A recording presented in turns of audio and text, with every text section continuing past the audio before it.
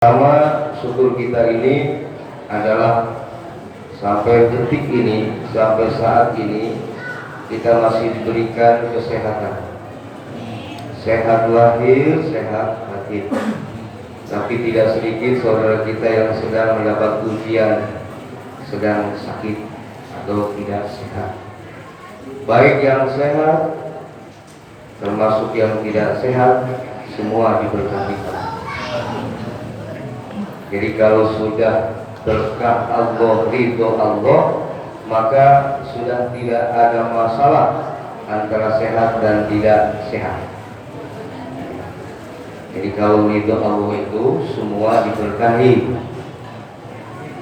Kalau sudah ridho Allah itu susahnya kita tidak menjadikan susah, bingungnya kita tidak jadi bingung. Karena Allah dengan ridhonya akan memberikan kepada kita apapun yang dihadapi, Allah berkahi. Jadi kata orang susah, tapi kita sendiri tidak susah. Itulah ridho Allah.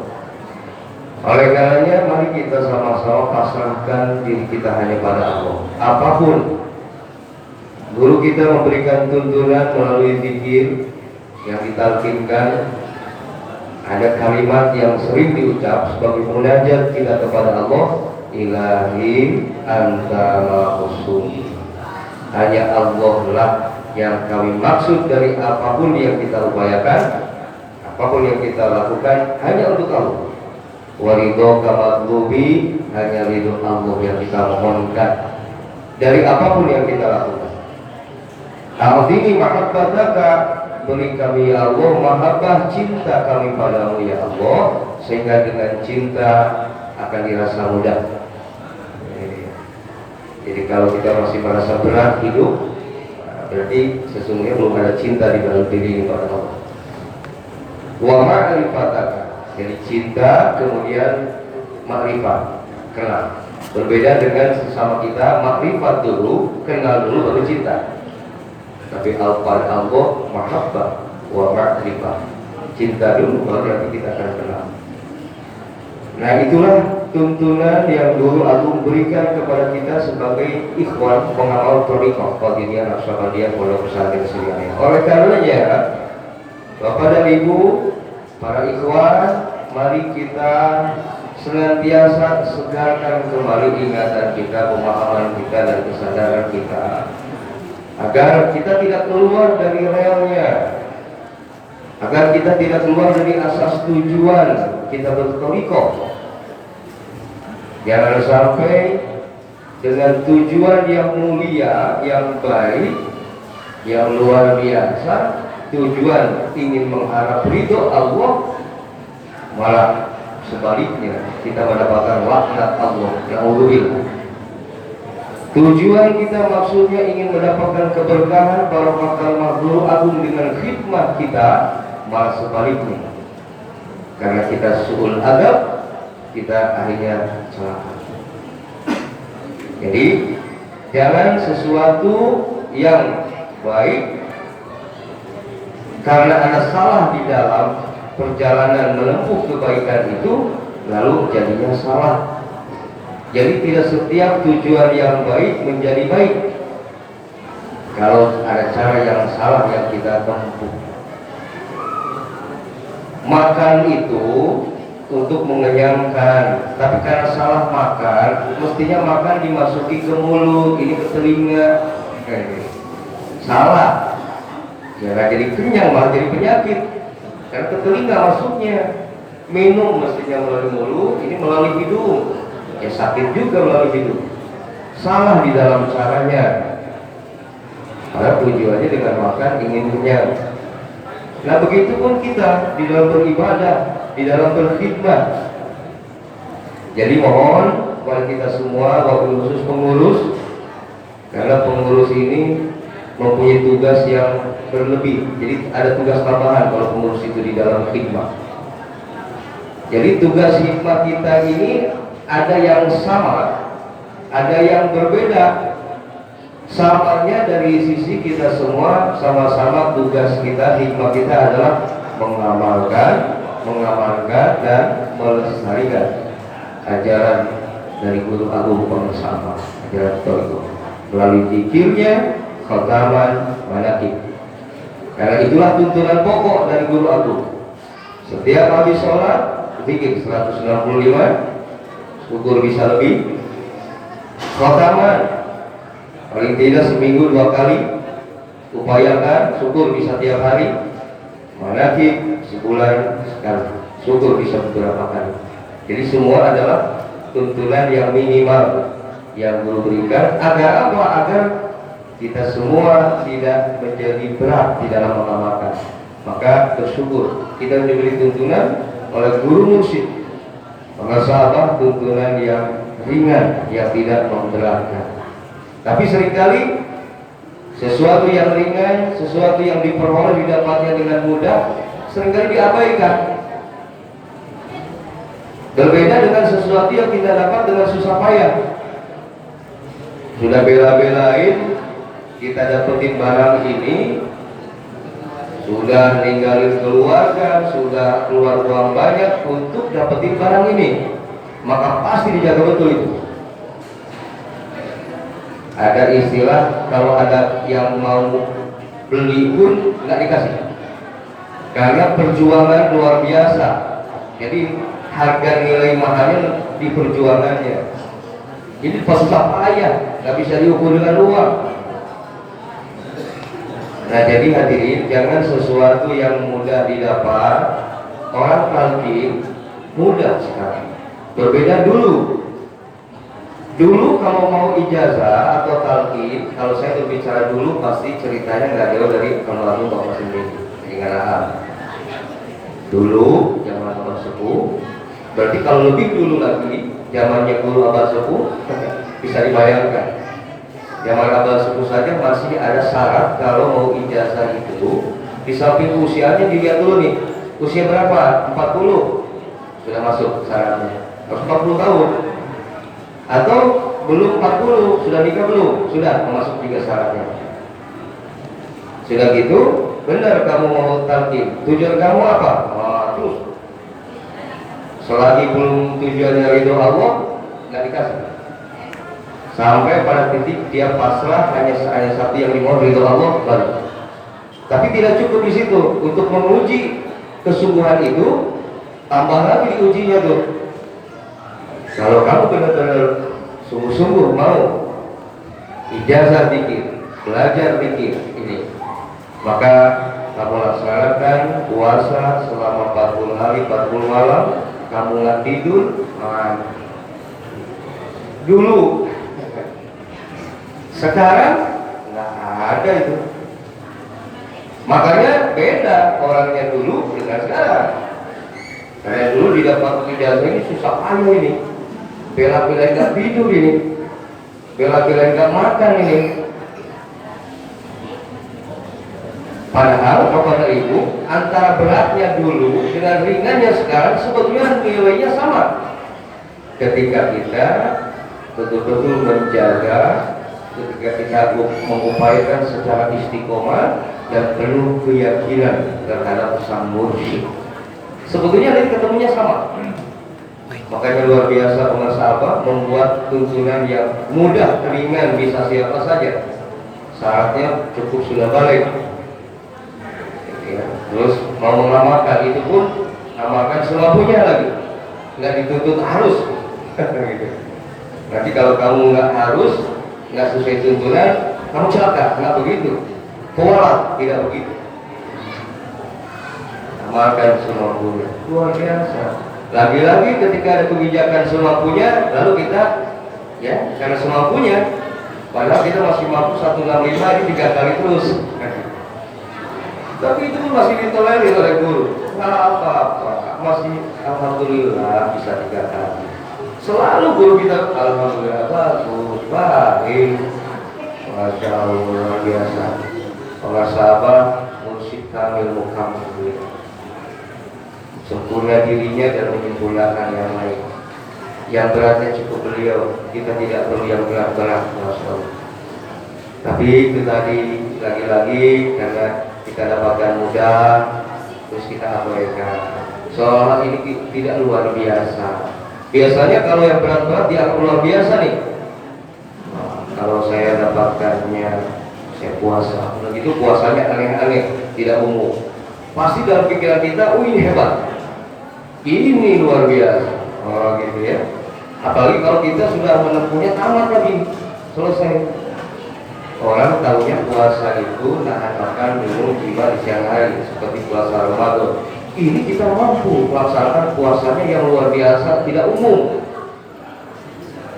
Sampai puasa nggak bicara selama sekian hari, puasa nggak ketemu orang, puasa nggak minum, puasa nggak bersentuhan dengan kulit perempuan, puasa macam-macam puasanya. Lalu dalam pikiran kita, ini pasti pengajaran hebat ini. Mana hebatnya? Pasti asosiasinya nih, gambaran pikirannya ke sesuatu yang bersifat karomah yang aneh-aneh. Pasti kesana tuh arahnya tuh. Wah, ini kayaknya kalau ini diamalkan, dan ini tidak umum nih, aneh. Makanya pasti ya ada yang luar biasa di sini. Nah, pasti paling tidak ada penasaran kita nih. Lalu bertanya, apa sih rahasianya dari puasa seperti ini? Ada penasaran di situ. Tapi hati-hati, rasa penasaran itu jangan mendorong kita setelah kita tahu malah menjebak. Menjebaknya begini, ketika kita tahu nih rahasia kamu puasa ini itu, nanti ada hikmahnya. Satu saat kamu akan bisa terbang. Nah, nanti setelah ini kamu bisa menghilang. Nanti setelah ini kamu bisa tidak tahan bacok. Misalnya, nah maka hati-hati. Apakah itu mengganggu? Tidak. Ya kita ngarap enggak lah, apakah ganggu? Kok saya udah memantep kok hanya ridho Allah. Paling tidak ada mengganggunya. Wah, saya pengen bisa terbang, saya pengen bisa menghilang ini. Kalau saya bisa terbang, saya bisa menempuh jalan yang hilang. Kalau saya bisa menghilang, nah, saya bisa begini dan begitu. Dianggap hal itu hal yang luar biasa. Padahal itu hanya bumbu-bumbu kembang-kembang. Padahal itu hanya sekedar Allah perlihatkan untuk menguji kita, apakah kita akan terjebak di situ? Apakah itu nantinya akan menguatkan kepada makna lillahnya untuk ridho Allahnya, atau malah berhenti stuck di situ? Nah, di situ ujiannya. Kalau kita terjebak di situ, maka rugi kita. Mending kalau sebatas rugi, kalau pada dengan celaka lebih dari rugi. Nah itulah, jadi hadirin, tuntunan yang sudah Guru berikan ini yang maha luar biasa. Jadi kalau kita sudah menafikan, meniadakan nafsu keinginan kita, yang ada Allah, maka ini makom orang ini, makomnya sudah luar biasa, tidak ada tandingnya. Kalau sudah tidak lagi karena dorongan nafsu kepentingan pribadinya, dia buang, dia pipis habis hanya untuk ridho Allah, itu luar biasa. Nah, karena hadir untuk bisa pada akhirnya kita sampai kepada Allah itu, salah satunya kita harus meniadakan kitanya, nafsunya. Kalau nafsu masih ada mendorong, nanti menghijab itu. Maka di dalam tarekat tasawuf ada konsep yang namanya takholi, pengosongan diri, penapian diri, memfanakan diri. Yang ada hanya Allah, hanya Allah.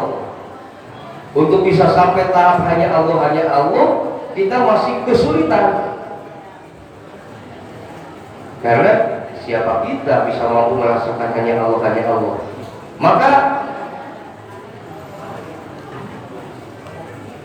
Apa gabungkan kita dengan orang yang sudah bisa hanya Allah.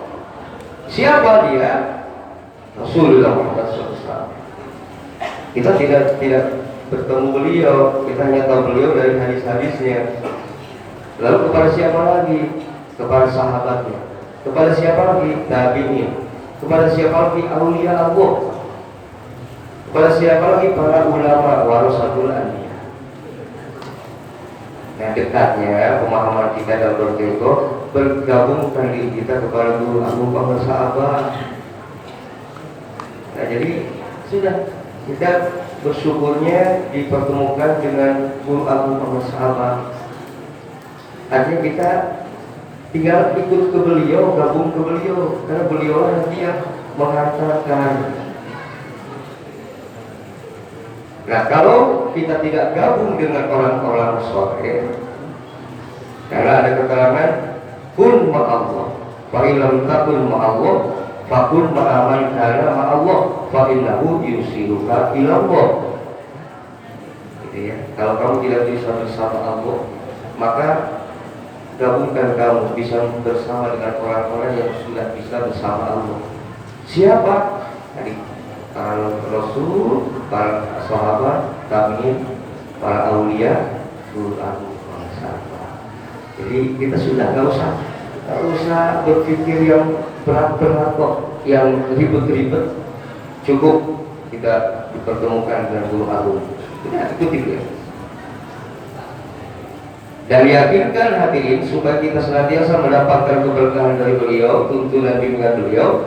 Yakinkan sampai saat ini bahwa beliau tetap membimbing kita dengan caranya beliau di alam barzahnya.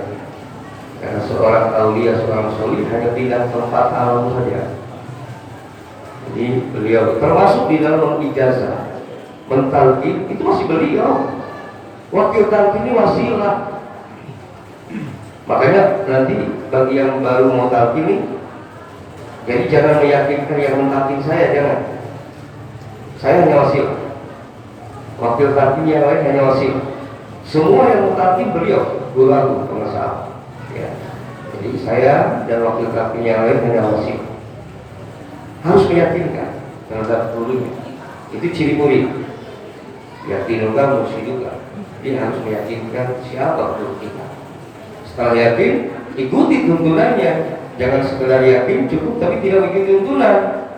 Katanya yakin, tapi terhadap tuntunan guru kita buat direka-reka lagi, dibuat pantas-pantas lagi. Misalnya, ini pantasnya karena zamannya sekarang begini, gimana kalau cara begini pakai ini? Nah, kita begitu tuh, nafsu tuh. Maka hati-hati. Kalau sudah ada dorongan bahwa nafsu itu, hati-hati. Ya. Bukan begitu cara, tapi perkuat saja, perbanyak saja tuntunan itu, amal guru, nanti gurulah semua yang akan membukakan hidayah, membukakan berkahannya. Apakah nanti guru memberikan keterbukaannya melalui ada pengajaran lain misalnya, ada cara yang lain misalnya, maka kalau itu terjadi, itulah yang saya katakan, yang saya sampaikan khususiyah. Jadi kalau sudah muncul khususiyah juga hati-hati. Cukup untuk dirinya, jangan untuk orang lain. Jadi hal-hal pemikiran seperti ini saya sampaikan, ini termasuk pada tanbih bahwa kita harus artik tilik jumpa milih. Jadi harus ada kewaspadaan diri, ketelitian diri di dalam mengambil sikap, di dalam mengambil keputusan, tidak melakukan pengamalan, di dalam melakukan pengamalan dan pelestarian. Jadi khususnya pengurus, di dalam mengambil keputusan, di dalam kepengurusan, maka semua muaranya harus atas dasar hikmah. Karena berbeda pengurus kita dengan pengurus yang lain, jangan disamakan. Jadi seberapa wawasan kita di dalam keorganisasian, saya yakin di sini banyak ikhwan-ikhwan yang sudah banyak pengalaman di dalam organisasi-organisasi. Mohon bedakan Karena organisasi di lingkungan Pondok Sensoai adalah organisasi hikmah. Kepada siapa? Bukan kepada pengurus, bukan kepada ketua, bukan kepada penasehat, bukan kepada siapapun, tapi hikmah kita kepada Guru Agung Bangsa Abah di Suryalaya Tasikmalaya.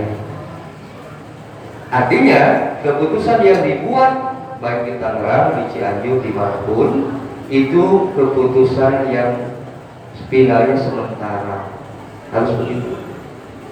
Karena kita hikmah, maka nanti keputusan yang sudah dibuat mufakat di daerah, ujungnya sampaikan ke pusat, nanti terserah pusat. Nah, harus seperti itu. Sekalipun di dalam anggaran dasar rumah tangga bisa mengatur lain sekalipun, itu kan aturan organisasi yang umumnya.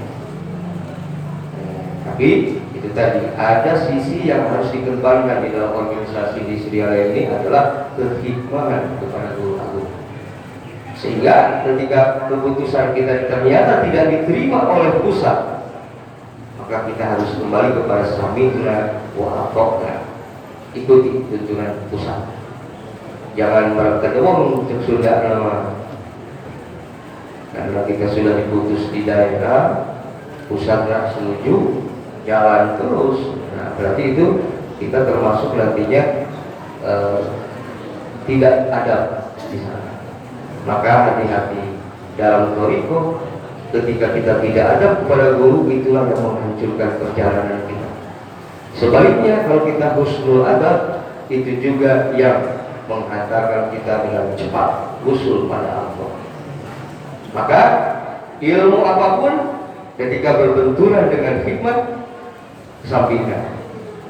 Jangan dikedepankan ilmu, ya, adab yang harus diperhatikan. Jadi kalau sudah adab, sampai hal yang detail diperhatikan itu. Jadi sampai apa yang guru berikan lalu kita jaga, kita lestarikan. Di samping itu ada hal lain yang bersifat dari sisi manusianya, dari sisi kemanusiaannya, itu pun tetap diperhatikan. Itu adab, jadi full adab. Jadi yang saya maksud, kalau guru kita dulu Paman Sabah masih ada nih, beliau ada satu keinginan, satu cita-cita, nah kita tanggap nih sebagai murid. Wah, guru punya keinginan nih, harus kita wujudkan ini. Wah, itu untuk hikmah. Sampai hal keinginan apa saja yang detail sekalipun diperhatikan oleh muridnya. Ya, terus guru itu cerita anak-anak, cerita cita-cita apa, tangkap tuh ikhwan itu. Wah, yuk kita pernah dengar nih abah begini, yuk kita jadi wujudkan. Ada semangatnya di situ. Semangat yang luar biasa, hikmah itu di situ, berhubungan dengan kehidupan kepada guru. Ya, nah jadi mohon nih, sekarang di mana-mana alhamdulillah muncul semangat-semangat baru di kalangan kita ikhwan ini. Nah maka semangat apapun yang muncul di dalam diri kita ini, mari kita arahkan semangat ini demi hikmah kepada Guru Agung Bangsa Abah, gitu ya. Demi itu, bukan demi yang lain, semangat itu. Jadi nah kemudian di dalam rangka menjaga hikmah dan adab ini,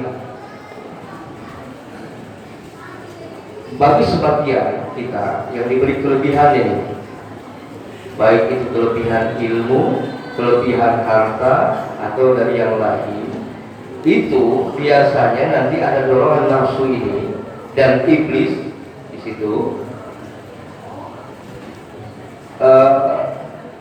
Dorongan yang masuk nanti pemikirannya pada wilayah tuntunan. Contoh, saya pernah mempelajari ilmu-ilmu lain di dalam mereka.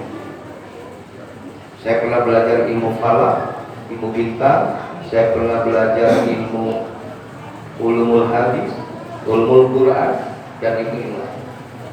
Nah, dari pengalaman saya dalam menempuh ilmu ini, lalu saya masukkan ini, kalau khotaman ini saya masukkan ilmu falak misalnya, maka ini jadinya hitungannya segini. Lalu saya coba rubah hitungan pertama demi ilmu falak misalnya. Nah, padahal belum tentu juga ilmu falak yang saya perdalam itu sesuai dengan ilmu falak yang sebenarnya kan gitu. Tapi udah, mentang-mentang saya bisa, udah, yang penting saya bisa kok. Jadi sepertinya bisanya saya menjadi benar mutlak gitu. Padahal banyak ilmu falak yang lain gitu ya. Tapi kita sok bisa saja. Lalu saya coba masuk.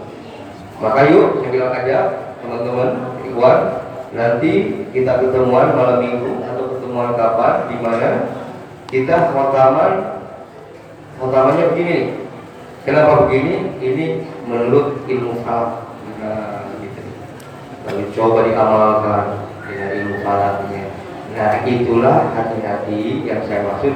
Jangan kelebihan di dalam ilmu, di dalam yang lain, lalu membuat kita menjadi mencoba-coba, membuat pantasnya gini, pantasnya begitu. Hati-hati. Jadi nanti akan kembali kepada kita. Tinggal tanggung jawab saja. Asal tanggung jawab monggo. Gitu ya. Tapi kalau sekiranya nantinya mau begitu, ya sudahlah bikin toriko sendiri saja. Gitu. Ya. Jadi daripada gitu ya. Kan semua pilihan, silakan. Mau istiqomah, mau keluar, mau tetap, mau bebas. Silakan pilihan kok. Yang untung siapa? Yang milih siapa? Yang untung yang milih, yang rugi yang milih, kan gitu. Yang penting guru sudah memberikan batasan. Kalau ditambah, dikurang, guru tidak bertanggung jawab. Gitu ya. Lalu muncul lagi dalam pikiran ini nggak nambah kok, nggak dikasih ilmu lagi tuh, masuk lagi ilmu nih, nggak nambah kok ini. Ini kan ya segera mengurai saja kok dari kalimat ini. Misalkan gini, kan di dalam tawasul ada summa ila arwahi jami'il mu'minin atau summa ila arwahi walidina walikum wa masyayidina muslim. Itu kan hadoroh kepada guru-guru. Lalu kita coba tambahkan, masukkanlah guru-guru kita yang lain di situ. Kan memang secara makna tidak menambah itu, hanya mengurai. Kan sudah masuk jami'i di situ, walidina. Ada sayyidina di situ. Guru-guru mau nanti secara ilmu masuk nih. Pak, saya masukkan nih guru saya yang dulu ngajarin ilmu falak, saya masukin guru saya pernah mengajari ilmu hadis pakai khususon. Gitu ya. Secara ilmu sepertinya tidak nambah, memang. Tapi ya bagi yang lebih teliti lagi, yang waspada, yang warok, maka apapun yang ada dalam tuntunan itulah yang diamalkan, tidak ada coretan-coretan lain. Sekalipun secara keilmuan itu tidak menambah, memang mengurai gitu. Kan pernah yang menyampaikan sana sampai Pak Kiai, gimana kalau saya di ilah hadrati abaina wa ummahatina, saya sebut nama bapak saya, ibu saya, boleh enggak? Apa dia begitu? Saya tanya balik, apakah dengan abaina wa ummahatina kamu tidak meyakinkan bahwa ini sampai ke orang tua kamu doanya? Kan gitu. Jadi maksudnya kita mau menyebut nama itu tuh, kamu itu yakin tidak dengan ilah hadrah ini gitu? Jangan-jangan nggak yakin. Padahal kalau yakin nggak usah disebut pun, disampaikan doanya gitu. Kita nggak menyebut nama orang tua, nggak menyebut nama saudara pun, ada ikhwan ini, ada saudara kok masuk kok. Tinggal yakin di situ. Kadang-kadang gitulah kita kadang-kadang seperti kalau nggak disebut nggak sampai, seperti kalau nggak disebut nggak gimana gitu. Gitu ya. Jadi gitu. Sampai ada yang marah-marah itu ya, Pak. Gara-garanya gini, kita nitip doa nih ke MC. di majelis doa nggak disebut tuh. Padahal manakib ini sudah diawali di Khotaman. Khotaman itu ada ilah hadroti banyak. Dan di MC juga sudah dibacakan pada umumnya yang tertulis yang tidak tertulis nggak masuk itu. Nggak perlu lagi kenapa mesti marah gara-gara nggak disebut. Nah, gitu ya. Jadi sebetulnya jadinya ketahuan nih kebodohan kita sebetulnya kalau begitu. Oh berarti sesungguhnya kamu nggak yakin dengan ilah hadroti itu. Sama aja dengan begitu. Jadi sama aja saya ini nggak yakin dengan ilah itu, maka tolong bacakan, sebutkan nama ini, karena saya nggak yakin seperti itu. Tapi masih ada yang berani mengatakan itu, saya nggak yakin dengan ilah ini. Nah gitu ya. Jadi tolong Bapak dan Ibu, kita sudah dibimbing oleh guru mursyid Bangga Sahabat dengan bimbingan yang luar biasa. Kita sudah sedang dihantarkan oleh beliau menuju Allah, lalu gara-gara suul adab, gara-gara mencoba ilmu kita masuk di dalam tuntunan itu, kita malah hanya terhempas dari jalan yang sudah guru berikan. Akhirnya kita lah yang rugi jadinya, ya. Jadi kalaupun misalkan ada upaya-upaya tadi, karena memang kita diberi bekal ilmunya, diberi kesemangatannya, silahkan, tetapi harus menjadikan itu sebagai sarana atau alat untuk penguatan amal ibadah kita dalam tuntunan pengajaran teknik ini. Itu yang benar. Jadi begini, saya punya kelebihan ilmu falak misalnya, lalu saya ajarkan pada ikhwan, tapi di luar tuntunan pokok. Misalkan dalam majelis lain, kita buat satu majelis, namailah silakan majelisnya apa. Nah, lalu ada materi yang saya sampaikan di situ ilmu falak. Nah, apapun yang disampaikan, mau ilmu falak atau apa di majelis itu, harus nantinya mengarah dari ilmu itu semua kepada penguatan di dalam pengajaran berikutnya. Jangan justru sebaliknya, gara-gara disampaikan ilmu falaknya, ya sudah bapak itu akhirnya gandrung di ilmu falak, lupa zikirnya, lupa khotaman, celaka kalau begitu. Tapi kalau dengan ilmu falaknya lebih tambah, zikirnya jadi tambah banyak, tambah istiqomah, itu yang benar, itu yang luar biasa, ya. Jadi silakan Bapak Ibu, saya yakin banyak kelebihan di Bapak Ibu yang Allah titipkan. Silakan itu diupayakan, diamalkan, tetapi semua diamalkan untuk hikmat, untuk penguatan amaliyah, itu saja, ya. Jadi jangan sebaliknya, jangan sebaliknya. Nah, kemudian saya ada pertanyaan. Jadi kemarin itu belum lama, seminggu yang lalu saya baru kembali dari perjalanan safari Jawa Timur Bali. Jadi di Jawa Timur 4 kabupaten, di Bali 2, di Pasar Siaran. Saya dapat ini dari sana pelajar. Ada pertanyaan dari salah seorang ikhwan kita, Pak Kiai, kami ini kan minoritas. Kami pernah berhubungan dengan masyarakat Hindu yang masih kental dengan magicnya. Di sana itu ada leak, kalau di Kalimantan ada kuyang. Saya paham. Saya bilang leak itu nggak seberapa. Di Bali itu ada yang lebih dari leak. Sampai yang buat, saya bilang. Rupanya dia sendiri nggak tahu. Tapi nggak usah tahu begitu.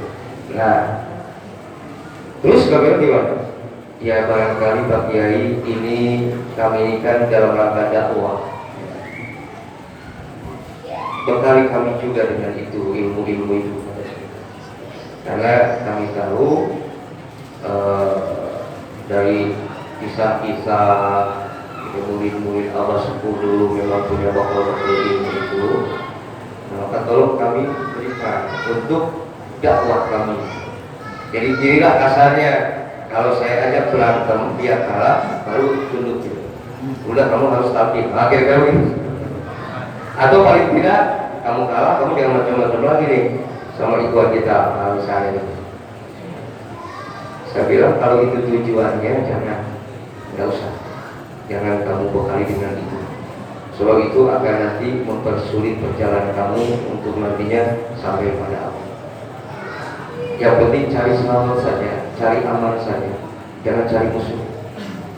Karena kalau sekali kamu belajar ilmu itu, ujian kamu nanti di musuh, banyak musuh nanti.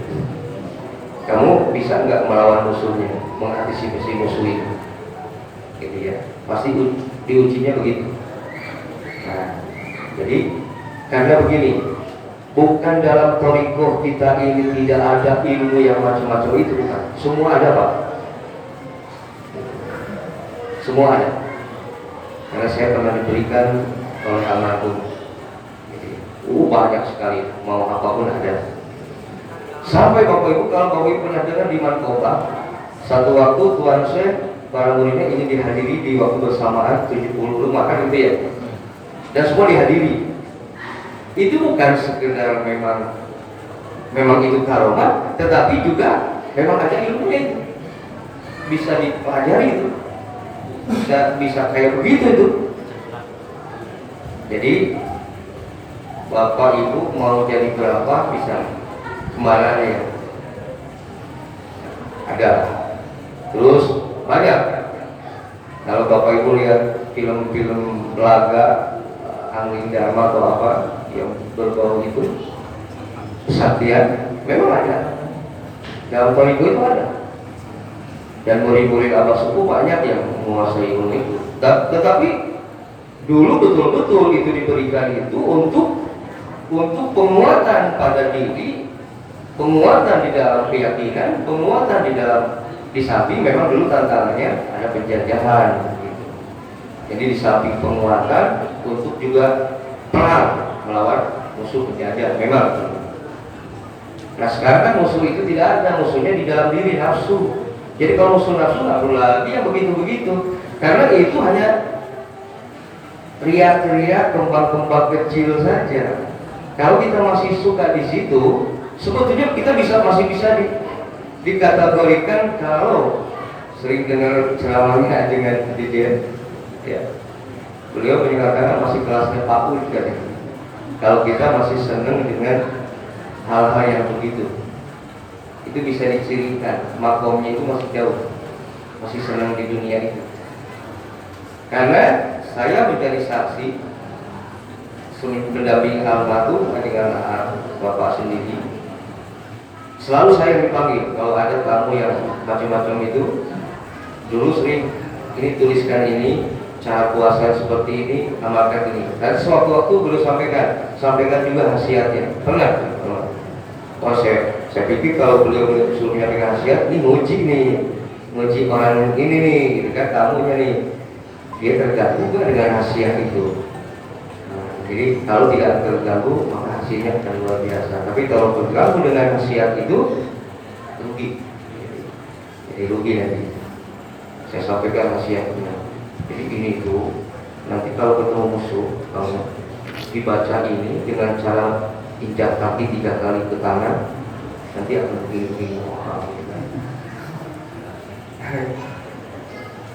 Tapi saya kok tidak selama disuruh oleh almarhum untuk menuliskan itu, lalu akhirnya kan saya baca, akhirnya saya tahu, wah, saya cuma bilang, wah ini hebat ini, wah ini gagah ini, hanya begitu saja. Tidak sampai pada, oh saya harus kuasai, saya harus bisa enggak. Dingin aja gitu, nggak tahu waktu itu seperti itu, tapi sekarang jadi kepikiran. Jadi dan memang setelah dibukakan itu akhirnya terganggu dalam pikirannya, dia mengamalkan puasa itu sekedar ingin khasiat. Nah maka jadinya rugi kalau begitu, terjebak di situ. Nah tapi belakangan hadirin, beliau menyampaikan mau ada urusan apa, kepentingan apa, selalu fatwanya dikir yang banyak. Itu artinya bahwa sesungguhnya kuncinya, pusakanya dikir, ada yang lain. Tinggal kita yakin nggak, kan begitu. Kalau kita masih mau yang begitu-begitu, berarti sebenarnya kita ini diragukan keyakinan kita terhadap ajaran ini. Gitu. Tapi kalau mempelajarinya semata-mata untuk menguatkan tadi supaya lebih istiqomah, supaya lebih gitu ya, itu silakan, itu tidak salah. Tapi hati-hati saja lah jebakannya gitu. Paling tidak terjebak itu. Kalau kita sudah belajar lalu diberi saja sedikit gitu, dibuatkan saja aromanya sedikit apa ini, paling tidak bangga diri lah, ujub itu paling tidak. Maka kalau ada ujub, celaka kita, rugi ya. Nah jadi sebetulnya Bapak Ibu kalau mau itu ada semua, jalan terus mau apapun ada. Saya pernah disampaikan, si Asep ini kok nggak minta ya, kata Bapak. Padahal kalau saya minta, semua ilmu saya kasih. Tapi ada satu yang nggak saya kasih sekalipun diminta, itu yang saya bikin penasaran. Saya bilang apa ya? Saya kan baca bukunya, saya pegang buku kitabnya. Nah, tapi yang bikin tertarik itu, mau kita bisa jadi kembarannya 57 nggak bikin saya tertarik. Mau saya bisa menghilang pun nggak bikin saya tertarik kok. Mau saya bisa sholat di atas pucuk pohon, bisa pucuk mungun, tapi saya nggak tertarik. Mau saya bisa berubah wujud menjadi apapun, bisa, paling lupa. Jadi ilmu itu ada semua. Jadi ada semua. Mau saya penasaran yang satu itu apa? Akhirnya saya penasaran, lalu saya tanya. Yang sekarang masih ada saksinya, supir beliau yang sudah pengalaman. Kan penasarannya apa sih? Enggak, dikasih tahu deh. Pancing, akhirnya ke pancing. Ini katanya, sekalipun saya minta, tetap nggak bakal dikasih itu yang disebut sayfi angin. Saya bilang, kok sayfi angin ya? Padahal ada yang lebih gagal, ada yang lebih hebat. Dipikir saya, akhirnya ketemu, saya baru mengerti. Pantes nih almarhum kok kenapa itu yang gak dikasih? Beliau tahu rupanya. Saya kalau pegang ilmu itu, saya pasti gak aman. Pikiran saya gak amanannya, kok larinya ke perempuan. Saya dengan ilmu itu bisa punya istri berapa bisa? Jadi kesana pikirannya kacau bener. Kalau saya pegang itu kacau udah. Pikirannya udah kesana gitu. Kan dengan ilmu itu tinggal begini. Saya bilang nih ke istri, saya sebentar mau ke rumah Pak RT, harus tutup pintu, sudah ada di sana. Nanti di sana mau ke yang nomor 3 nih, bilang lagi, saya mau ke Alfa sebentar, baru keluar sudah ada di yang ketiga. Jadi mau berapapun bisa. Jadi kan, wah, ya. Jadi nggak termasuk pengusaha akhir almarhum pernah tuh pakai saya diambil. Tapi luar biasanya, mosok model-modelnya pengusaha akhir itu sepuh-sepuh yang angkatan-angkatannya udah apa sepuh lah gitu ya. Mereka pintar betul menyembunyikan jati dirinya. Itu yang luar biasa. Jadi semakin kita bisa menyembunyikan siapa kita sebenarnya, itu luar biasa.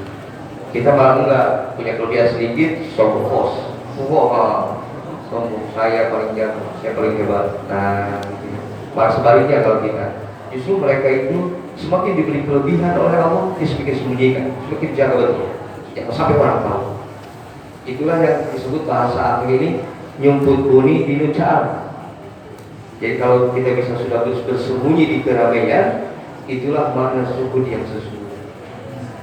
Jadi makna zuhud, makna ujlah itu bukan dalam hati kita harus ke gua, ke gunung menyendiri. Tapi kalau kita sudah bisa bermasyarakat tetapi tidak tercemari, ibarat seperti ikan, sekalipun ada di air asin, dirinya tidak asin. Nah, kalau itu sudah bisa seperti itu, itulah yang luar biasa. Jadi bermasyarakat tetap dilakukan, tapi tidak membau, campur ulang bau. Itulah makna zuhud yang sesungguhnya. Jadi tidak meninggalkan, tetap dilakukan, tapi tidak mempengaruhi. Ya. Nah jadi itu, jadi kalau kembali kepada apa sih sebetulnya yang kita cari dari thariqah ini, yuk kita sama-sama kembalikan ke diri. Apapun yang kita lakukan, kembalikan kepada asas tujuan bahwa kita ini ilahi anta maksudi, bukan untuk apapun, ya. Jadi, nah kemudian saya sudah buka lagi sedikit tadi kembali ke ilmu falak. Kok jadi ingat ke saya? Jadi ada di dalam ilmu falak, Bapak Ibu, ini yang kalau diberikan ini bahaya. Jadi bahayanya itu kalau kita tidak siap untuk membawa ilmu ini. Jadi ternyata Allah dengan segala kuasanya menentukan nasib dan seterusnya, penciptaan dasarnya selalu dengan hitungan. Ternyata ada hitungan. Makanya ada ilmu falak itu ilmu hitungan. Sampai pada kita bisa menghitung sesungguhnya di dalam ilmu falak kapan kematian datang. Nah ini yang bahaya. Bahaya. Nah saya ketemu dengan di Jombang waktu kemarin perjalanan ke Jawa Timur dan Bali. Saya dipertemukan dengan kiai besar yang ahli falak. Dan saya berikan kitab satu dari beliau yang berhubungan dengan kematian dan. Jadi kata beliau saya nggak berani dia menyampaikan ini kepada sembarangan orang. Tapi kata dia, kami baru berani menyampaikan ilmu ini kepada orang yang berthariqah. Karena dengan orang berthariqah maka akan terjaga. Karena dalam thariqah itu ada hubungan dengan mursyidnya, ada hubungan rafiqah dengan mursyidnya. Artinya akan terjaga di